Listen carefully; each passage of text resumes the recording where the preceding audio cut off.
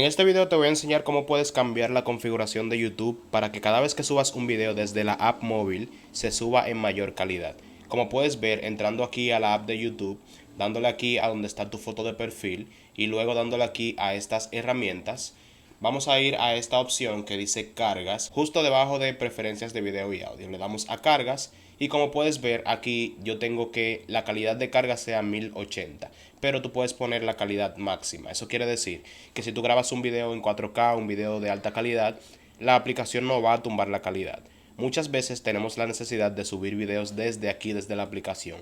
Generalmente yo no hago eso, yo subo mis videos desde el navegador, desde la página oficial de YouTube, pero hay personas que suben los videos desde el celular utilizando la aplicación y lo que pasa es que si no cambias esto, tus cargas o tus videos se van a ver limitados a donde esté seleccionada esta opción.